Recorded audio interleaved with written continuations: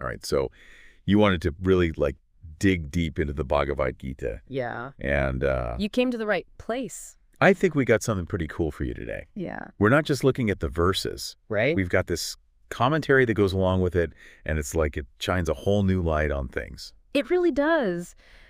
The Bhagavad Gita is so fascinating because, it's part of this massive epic Indian story. Right, the Mahabharata. Yeah, the Mahabharata. But it zooms in on these like universal human struggles. Yeah. I mean, you've got duty, desire, the search for peace amidst total chaos. Yeah. We're still dealing with that stuff today, aren't we? Absolutely. It's like we're eavesdropping on this like timeless conversation about what it means to be human. Totally. And this commentary we're looking at, it really brings it home, like how relevant this ancient text is for us. Yes. Today's world. Uh-huh. How do we actually find guidance in a world that feels like it's pulling us in a million different directions? Yeah, that's where the setting of the Gita becomes so powerful. Okay. I mean, picture this. It all takes place on a battlefield. Whoa. And you've got Prince Arjuna, this warrior who's about to face a war against his own family. Talk about a dilemma. Right, like the ultimate test of what duty really means. So before we get into the deep philosophical stuff, can you set the scene for us? Like, who is Arjuna and what's this inner crisis all about? So Arjuna, yeah, he's this skilled warrior, right? Okay. But he's also super sensitive and thoughtful. I see. And imagine yourself on the brink of battle, about to fight your own relatives. It's heavy stuff. He's hit with this wave of despair. Like the text describes it so vividly. His limbs are failing. His mouth is parched. His body's quivering. I'll get a full body meltdown. Yeah, and he's seeing all these bad omens too, which just fuels his doubt even more. I can only imagine what's going through his mind at that moment. Oh, it's like the weight of the world is crashing down on him all at once. Totally. And he cries out to Krishna, right? He's like, what's the point of victory wealth, even life itself, if it means killing my own family? Wow. It's a question that just cuts to the core of who he is. Yeah. And really to the core of what it means to be human. He's questioning the very things that we often strive for. Right. Power, success, even life itself. Exactly. And in that moment of crisis, that's where the heart of the Bhagavad Gita really emerges. Okay, so that's where things get interesting. That's where it gets real. So he has this realization like, what good is anything if it goes against his deepest values? Right, and this is where Krishna, his charioteer, steps in. Oh yeah, Krishna. But remember, Krishna is not just any charioteer. Right. He's also a divine guide, an incarnation of the divine. So it's like Arjuna's got this direct line to the divine in the middle of this crisis. A cosmic hotline. That's amazing. So what's Krishna's initial response to Arjuna's meltdown? Well, he doesn't sugarcoat things. Yeah. He's like, Arjuna, snap out of this weakness and fight. Whoa, tough love. Right. But it's not just a command. It's a call to understand why he must fight. Okay, the why. Yes. And this leads us to the concept of dharma. Dharma. Think of it not just as duty, Right. but like your unique purpose, your true calling. So it's not about blindly following orders. Nope. It's about aligning your actions with this deeper sense of purpose. You got it. I can see how that's so relevant for us today. Oh, absolutely. I mean, we're constantly told what we should be doing. Right. But are we really aligning with our own dharma? That's the question the Gita wants us to ask. Wow. And Arjuna is fighting his family, really, his dharma. That's the dilemma. That's the central dilemma. And to answer it, the Gita explores these profound concepts like the 3 yogas. Okay, the 3 yogas. Now let's break that down a bit. Sure. I know people associate yoga with physical postures. Right. But how does that relate to the Bhagavad Gita? So in the Gita, yoga is all about the path to union, to connecting with the divine. And there are 3 main paths: Jnana Yoga, the path of knowledge; Bhakti Yoga, the path of devotion; and Karma Yoga, the path of action. Okay. And what's cool is the Gita doesn't say you have to pick just one. Right. It acknowledges that people are different. So it's like there are many trails leading to the top of the mountain. And exactly. Some people like a steep climb, others prefer a more gradual path. And that's fine. But ultimately, the goal is the same. The summit.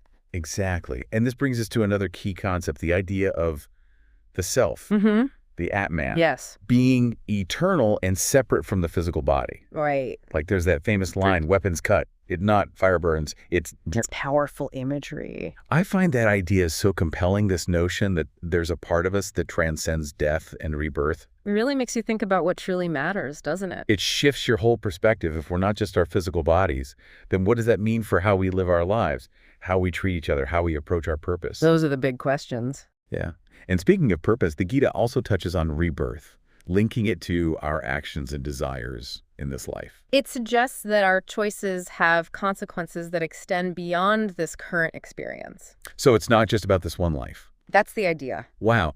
And this brings us to another crucial point, the importance of a guru, a teacher. Yes. The commentary uses a clever analogy to illustrate this. Oh, yeah? It's like, imagine someone asking for sandava with their meal, Okay. and the other person brings them a horse. Wait, a horse? What's going on there? Because the word sandava can mean both salt and horse. Oh, I see. So without a guide, you can completely misinterpret even simple things, Right. let alone something as profound as the Bhagavad Gita. You need context. Yeah, it's like having a map and a compass when you're exploring unfamiliar territory. Absolutely. You need someone who knows the terrain to help you navigate. Exactly. And this is especially important because the Bhagavad Gita has faced its fair share of criticism. Oh, really? Like, what kind of criticism? Well, some people might say, wait, isn't this whole battle thing promoting violence? Oh, I can see that. Or what about free will versus determinism? Yeah, those are big questions. And then there's the whole question of the individual soul. Like, is it just part of Brahman or something separate? Those are some pretty heavy topics. They are. But the commentary we're looking at doesn't shy away from those criticisms, does it? No, it dives right in. Okay, good. It addresses those challenging interpretations head on and offers alternative perspectives that align with the deeper philosophy of the Gita. So, for example, with the violence question, Yeah. some might see the batter as a literal call to arms, Right. but the commentary argues that it's actually symbolic. Symbolic in what way? Yeah, what does that mean in the context of the Gita? It suggests that the real battle isn't on a physical battlefield, Okay. but within ourselves. Oh, I see. It's about conquering our lower nature, our negative tendencies, those inner demons we all struggle with. So the real victory is about self-mastery, not defeating others. Okay, that makes a lot of sense. And this connects to the power of Bhakti Yoga. Right? The path of devotion. And there's this incredible scene where Arjuna has a vision of Krishna's cosmic form. It's mind-blowing. I've heard about this cosmic form. Mhm. Can you describe what Arjuna actually experiences in that moment? So imagine witnessing something so vast, so awe-inspiring, that it just shatters your limited perception of reality. Wow. Arjuna sees this boundless, all-encompassing form of the divine, and he is utterly overwhelmed. I bet. He cries out, I see thee of boundless form, neither the end nor the middle, nor also the beginning do I see. That sounds like a truly transformative experience. It is. It makes you wonder, what would it be like to have that kind of direct encounter with the divine? It's a glimpse into the infinite. Would it change how we see ourselves in the world around us? It could change everything. That's the power of bhakti, right? Yes, of connecting with the divine in a way that transcends our ordinary experience. But the Bhagavad Gita isn't all about these otherworldly visions, is it? It also gets surprisingly practical about self-improvement. It does. Have you ever heard of the three gunas? I have, but I'm not sure I totally understand what they are or how they relate to self-improvement. Yeah, can you unpack that for us? So the gunas are these three fundamental qualities that influence our thoughts, actions, even our preferences. Interesting. They're known as sattva, rajas, and tamas. Think about your own tendencies. Are you drawn to peaceful environments and wholesome foods? Okay. That's sattva. Hmm. Or do you find yourself pulled towards more stimulating experiences and heavier foods? Uh-huh. That's rajas. And then sometimes do you feel stuck in inertia, negativity, lack of motivation? Yeah, I think we've all been there. That's tamas. So it's Yeah. like there's this constant interplay of these qualities within us. Exactly. And recognizing them is like a crucial step in understanding ourselves Absolutely. and making choices that lead to greater peace and clarity. It's all about awareness. So we've got this epic battle setting Arjuna's existential meltdown, Krishna's divine wisdom, the three yogas, the concept of the self, the importance of a guru. Yeah. And we've only just scratched the surface. We've just begun. It's amazing how much depth we've uncovered in just the first few chapters of the Gita. And that's just the tip of the iceberg. There's so much more to explore. Oh, yeah. We haven't even touched on some of the deeper, perhaps even controversial aspects of the Gita. This is getting really interesting. Trust me, we're going to dive into all of that next time. Stay tuned because in part 2, we're going even deeper into those surprising interpretations and practical wisdom that this ancient text has to offer. We'll unpack concepts like the nature of reality, the paths to liberation, and how to cultivate divine qualities in our own lives. You won't want to miss it. It's going to be epic. Okay, so we're back, and we're picking up our deep dive into the Bhagavad Gita right where we left off. Back into the thick of it. Last time we were talking about the three yogas: knowledge, devotion, and action. And this idea that they're all different paths, but leading to the same destination. Yeah, it's like different routes on a map. Okay. You can take different highways, back roads, scenic routes. Yeah. But they all end up in the same city. Okay, so different approaches, but the same ultimate goal. Exactly. But before we go any further, I want to bring up something that might be on some listeners' minds. Okay, what's that?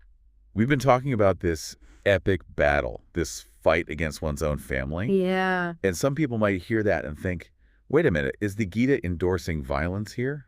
That's a common question. Yeah. And remember, the commentary we're exploring, it digs deeper into those potentially controversial passages. Okay. And it suggests that they're not meant to be taken literally. You see, the battle's more symbolic. Precisely. The commentary argues that the real battle isn't against flesh and blood enemies. Okay, then what is it against? It's against those negative tendencies we all face inside ourselves. Greed, anger, attachment, it's like a call to conquer our inner demons. So it's about self-mastery, not about causing harm to others. You got it. That makes a lot more sense, but that brings up another question I've always had about the Gita. Shoot. What about free will? Does the Gita say that our destiny is preordained, that we're just puppets on a string? Free will versus determinism, one of the big ones. Yeah. Well, there's that passage where Krishna says, "The Lord dwells in the hearts of all beings, causing all beings by his elusive power to revolve as if mounted on a machine." Yeah, I remember that one. It does sound a bit fatalistic, like we have no control over our own choices. But the commentary presents a different interpretation. Okay, what's that? It suggests that free will exists within the framework of divine will. Okay, so how does that work? Think of it like this. Imagine a potter shaping clay. Okay. The clay can't move on its own. Right. But the potter can mold it into these beautiful forms. I see. So we have the capacity to make choices. Yeah. But those choices exist within a larger cosmic order. Exactly. It's not about denying personal responsibility, but about recognizing the context in which our choices take place. Okay, that helps clarify things a bit. But while we're on the topic of seemingly contradictory passages, there's another question I want to raise. Okay, what's that? What about the soul itself? Some people say the Gita contradicts the idea of individual souls, making them just a part of Brahman, the ultimate reality. Yeah, that's a tricky one. So which is it, separate souls or a merging with the ultimate? Well, the commentary explains that the Gita teaches on multiple levels. Okay. It caters to different stages of spiritual understanding. So like where you are on your journey influences how you interpret the text. Exactly. For those beginning their journey, the idea of a separate soul, a personal relationship with the divine, can be really helpful. Like a starting point. Yeah, like a stepping stone, a way to start connecting with something greater than yourself. I like that analogy. But as your understanding deepens, the boundaries might start to blur. They might even dissolve completely. Leading to a sense of oneness with everything, with Brahman. Yes. So it's not about throwing out one interpretation for another, but about seeing how they fit together within a larger framework of understanding. It's about expanding your awareness, seeing the bigger picture. And this is why having a guru, a qualified teacher, is so crucial. Couldn't agree more. They can help you navigate those complexities and avoid getting stuck in dogma or misinterpretations. A guru can point you in the right direction. Speaking of practical applications, one thing that stood out to me was the Gita's advice on conduct. Yeah, like the qualities of a divine person versus a demonic person. Right. Is it really as black and white as that? Are we either saints or sinners? The commentary doesn't present it as a rigid either. Okay, good, because that would be pretty limiting. It's more about recognizing those tendencies within ourselves that either propel us towards liberation or keep us bound to suffering. So it's like a spectrum. Exactly. Okay, so we all have these divine and demonic qualities within us, and it's about becoming aware of them and making conscious choices. Self-awareness is key. Can you give some examples of what those qualities might look like in everyday life? Sure. Think about someone who's humble, compassionate, forgiving, always willing to lend a helping hand. Those are definitely good qualities. Those are qualities of a divine person, someone who's aligned with their higher nature. And on the other end of the spectrum? Yeah, you might have someone who is arrogant, greedy, easily angered, always putting their own needs above others. Those would be more demonic qualities. Right. And it's not about beating ourselves up for having those tendencies. Okay, good. We all have them. It's about recognizing them, being honest with ourselves, and then making different choices. It sounds like a lot of inner work. It is, but the rewards are immeasurable. Remember, the goal is liberation, that unshakable inner peace and freedom that comes from aligning with our true nature. Okay, so we have these different paths, these choices we can make, but it can feel overwhelming, can't it? Life is full of distractions. Yeah, life throws all sorts of challenges our way. How do we actually stay on track? That's where the importance of spiritual practice comes in. Okay, like what kind of practice? It doesn't have to be anything elaborate or esoteric. It could be something as simple as meditation. Meditation. Taking a few moments each day to quiet the mind and connect with that inner stillness. So even just a few minutes of mindfulness can make a difference. Absolutely. It's about creating those pauses, those moments of awareness that allow us to step back from the constant stream of thoughts and reactions. Yeah, to get out of that autopilot mode. Exactly, and connect with something deeper. Okay, and what about the role of a guru, a teacher? We've talked about that throughout our deep dive. How important is it to have that kind of guidance on this path? The commentary emphasizes that a true guru can be invaluable. In what way? It's like having a guide in unfamiliar territory, someone who's already walked the path Right. and can help you navigate the challenges and avoid potential pitfalls. So it's not about blindly following someone else's teachings, No, not at all. but about finding someone who can help you connect with your own inner wisdom. Exactly. A true guru empowers you to become your own teacher, to discover the truth for yourself. This has been an incredible journey. Exploring the Bhagavad Gita with you has been so insightful. We've covered so much ground, from Arjuna's crisis on the battlefield to the paths to liberation, and it's amazing how much this ancient text has to offer us today. It's a timeless treasure trove of wisdom, and even though our deep dive is coming to an end, I encourage you to keep exploring, keep digging deeper into those verses that resonated with you. All right, so we're back for the final part of our deep dive into the Bhagavad Gita. The grand finale. It's been quite a journey exploring this ancient text. It has. And I have to say, it's been a real eye-opener for me. In what way? Just how relevant it still feels today, you know? Even though it was written thousands of years ago. It's timeless wisdom, isn't it? It really is. The Gita speaks to those fundamental questions we all grapple with, you know? Yeah. The meaning of life, our purpose, the nature of reality. The big stuff. The big stuff. And in these final chapters, it really starts to delve into the path to liberation, Okay. to that ultimate freedom from suffering. Liberation. Now, that's a word that gets thrown around a lot in spiritual circles. It does. But what does it actually mean in the context of the Gita? Right. Is it about escaping this world, you know, floating off to some blissful realm in the clouds? Not necessarily. The commentary we're exploring emphasizes that liberation or moksha is more about an internal shift Okay. than a physical departure. So it's not about going somewhere else. Yeah. It's about changing something within. Exactly. It's about freedom from ignorance, Okay. from those limiting beliefs and attachments that keep us bound to suffering. So it's about waking up to a different way of seeing ourselves and the world. Precisely. It's about realizing our true nature as the eternal self. The Atman. Yes.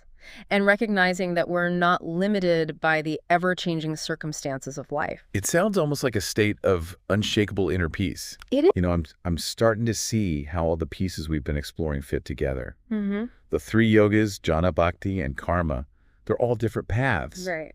but leading to that same destination. To self-realization and liberation. It's like we each have our own unique key that unlocks the door to liberation. I like that analogy. It's empowering, isn't it? It is. To know that we have options. Yes. That we can find the path that resonates most deeply with our own hearts. Absolutely.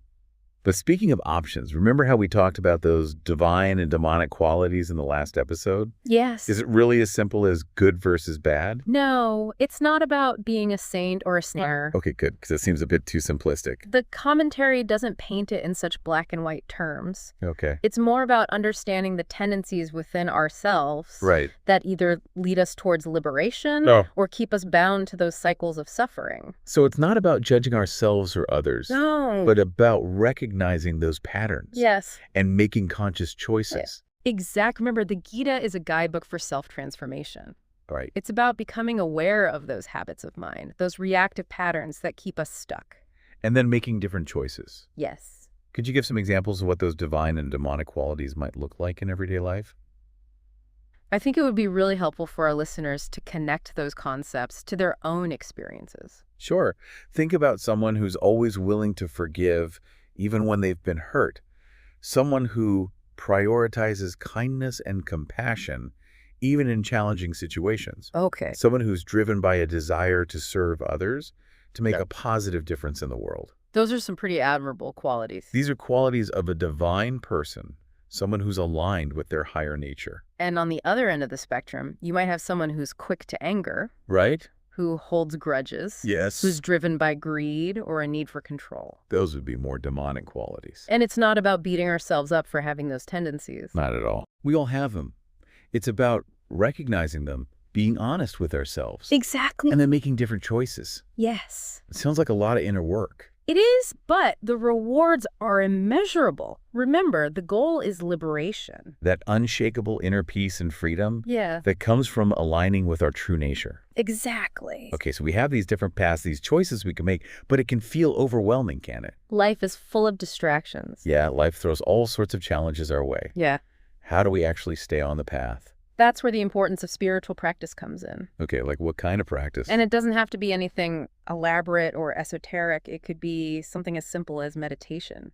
Taking a few moments each day to quiet the mind Yeah. and connect with that inner stillness. Exactly. So even just a few minutes of mindfulness can make a difference. Absolutely. It's about creating those pauses, those moments of awareness that allow us to step back from the constant stream of thoughts and reactions. Yeah, to get out of that autopilot mode.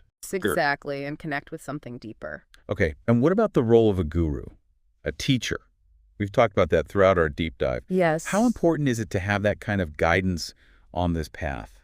The commentary emphasizes that a true guru can be invaluable. In what way? It's like having a guide in unfamiliar territory, someone who's already walked the path and can help you navigate the challenges and avoid potential pitfalls. So it's not about blindly following someone else's teachings, No, not at all. but about finding someone who can help you connect with your own inner wisdom. Exactly. A true guru empowers you to become your own teacher, to discover the truth for yourself. This has been an incredible journey. Exploring the Bhagavad Gita with you has been so insightful. We've covered so much ground, from Arjuna's crisis on the battlefield to the paths to liberation. And it's amazing how much this ancient text has to offer us today. It's a timeless treasure trove of wisdom. And even though our deep dive is coming to an end, I encourage you to keep exploring, keep digging deeper into those verses that resonated with you. Yeah, maybe this is just the beginning of your own personal journey with the Bhagavad Gita. Who knows what insights and transformations await you? Remember, the journey of self-discovery is ongoing. Keep seeking, keep questioning, keep an open mind and an open heart, and most importantly, never stop asking those big questions about life purpose and the nature of reality. Thank you for joining us on this deep dive into the Bhagavad Gita. We hope it sparked your own curiosity and inspired you to explore this profound and timeless text for yourself.